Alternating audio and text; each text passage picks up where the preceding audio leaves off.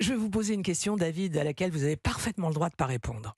Ah, ça commence bien. Ah bon, avec moi, c'est toujours clair.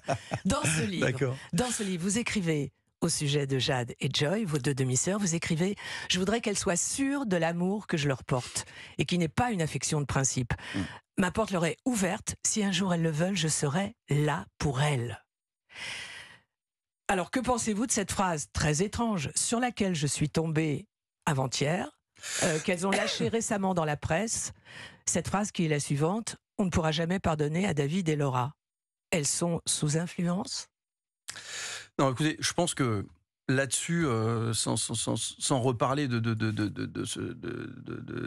ce procès d'intention et d'héritage qui, maintenant, ça fait 6 ans, ça ne ramènera pas mon père. Ça, je n'en parle pas. Et donc, ce que j'en pense, c'est que je pense que je ressens vraiment ce que je dis, sinon je l'aurais, sont mes sœurs. Je pense qu'il est toujours malheureux et triste, c'est de mettre des jeunes filles ou des enfants à une place inconfortable pour elles et de les faire subir ce genre de choses quand ils n'ont pas tous les tenants et aboutissants, quand elles n'ont pas fait leur vie encore, elles n'ont pas une expérience de vie énorme. Je pense qu'elles ne sont pas responsables de ce qu'elles font, elles sont encore trop jeunes. Et puis bon, voilà, c'est comme ça. Et je trouve dommage de les mêler de mêler des enfants si jeunes à des choses comme ça, que ce soit dans n'importe quelle famille. Je parle de mes petites sœurs, et bon, ça ne tient qu'à moi. Moi, mes enfants, je les ai beaucoup protégés et j'ai bien fait.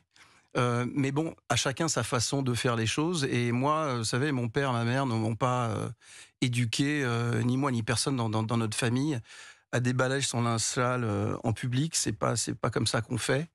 Et bon, mais bon, après, à chacun sa manière de faire les choses. Ouais. Alors, David Hallyday, aujourd'hui, vous êtes un époux, un père et un grand-père. C'est absolument hallucinant quand je vous regarde d'imaginer que vous ça êtes m'a fait grand-père. bizarre aussi, je vous dis la vérité. Ouais. Mais vous êtes donc un père, un grand-père heureux et serein.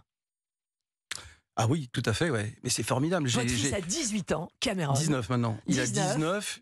Ouais, il est.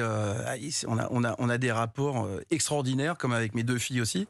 Et je dois dire, ça fait rire, mais je vais dire un truc un peu bizarre, mais on est vraiment une famille sympa entre nous. On s'adore, on se soutient et on s'aide mutuellement on va dire, à évoluer et à se construire aussi, chacun de nous. Et c'est vraiment cool. Mais alors, l'histoire de mon petit-fils, c'est vrai que quand elle m'a appris, tu sais, tu vas être grand-père, je fais quoi? What? Et parce qu'elle était jeune, quand elle est tombée enceinte, elle était jeune. Et puis bon, là, je suis complètement raide dingue de ce petit. C'est un petit peu comme si j'avais un 4e enfant. En fait, je le prends un peu comme ça. C'est marrant parce qu'on fait, quand on se voit, on fait plein de trucs ensemble et puis il commence à nous découvrir aussi. Et c'est absolument génial. Il a 1 an et demi, le Bocho. C'est ça? 1 an et demi, ouais. Puis on les a que pour les bonnes occasions. En fait, voilà. En plus, il n'y a plus d'éducation. C'est luxueux d'être grand-père.